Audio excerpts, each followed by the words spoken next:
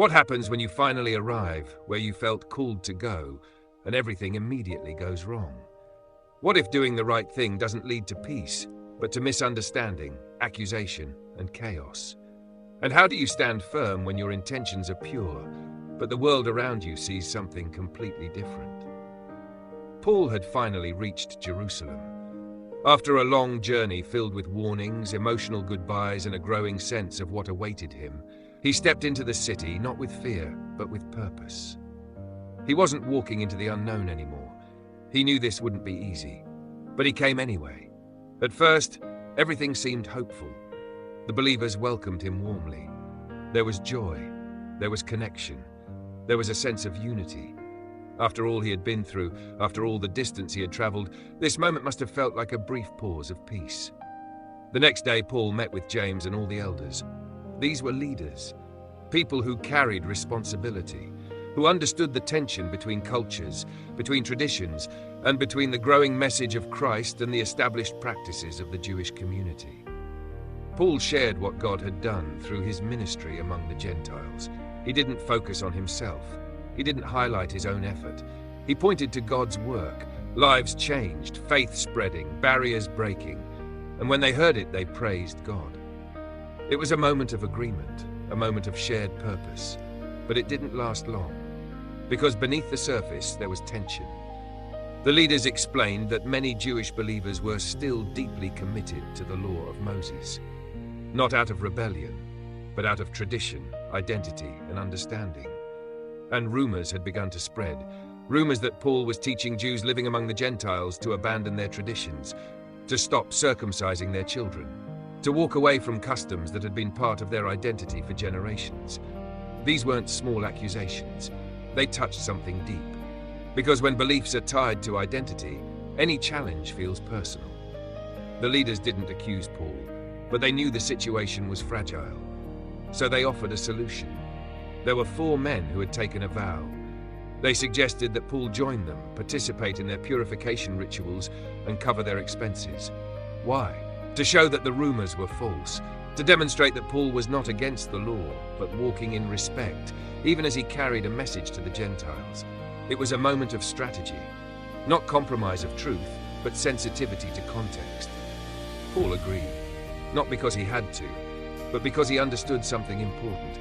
Sometimes wisdom is knowing how to act in a way that builds peace without losing purpose. So he went to the temple.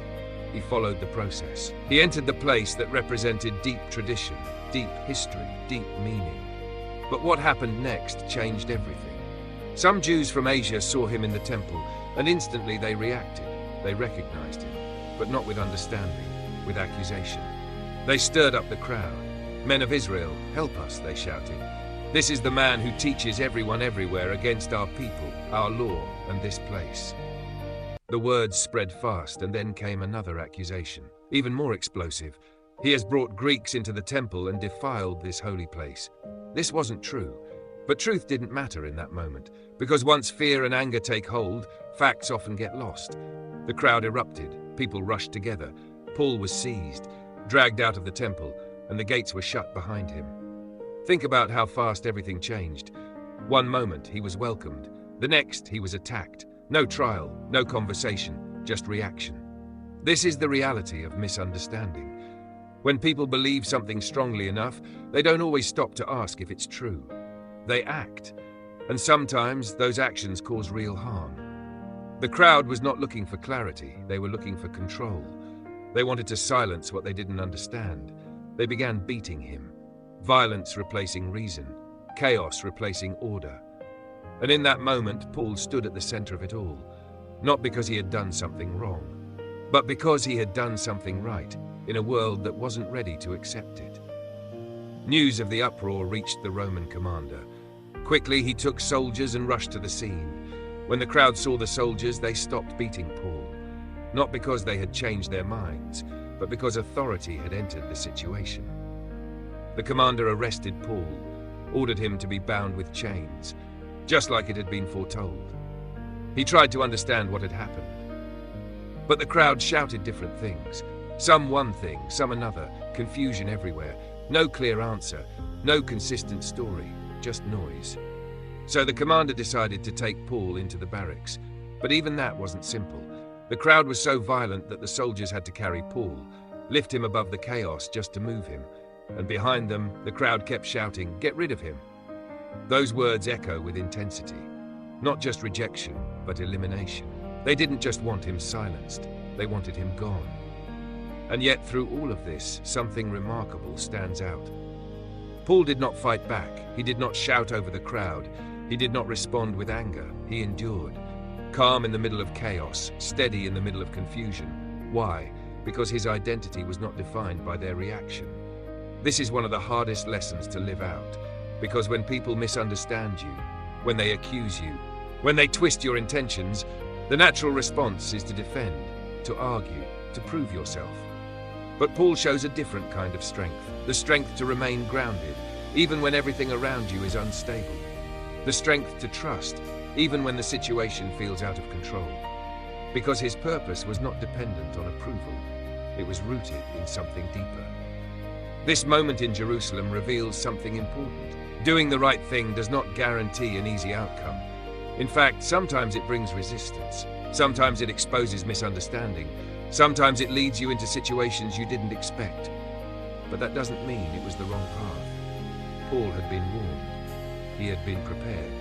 And now he was walking through it. Not with fear, but with faith. And maybe that's the message someone needs today.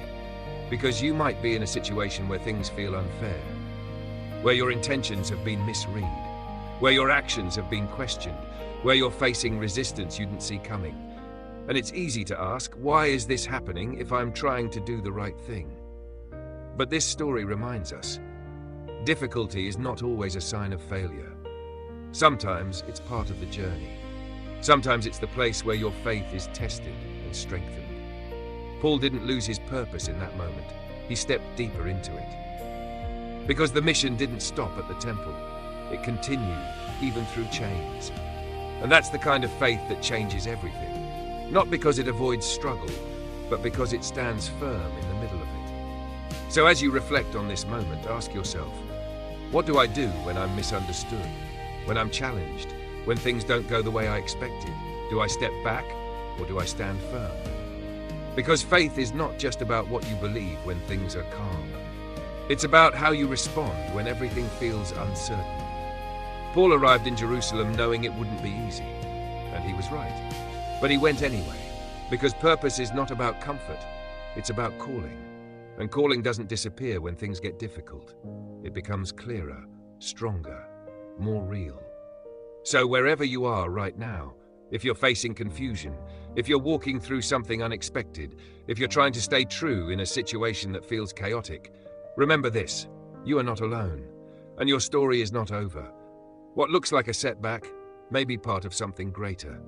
What feels like resistance may be shaping your strength, and what seems like chaos may be preparing you for what comes next. Paul's journey didn't end in that moment. It continued, just like yours can. Thank you for watching this video. If this message spoke to you, don't forget to like, follow the channel, and share this video with someone who needs encouragement today.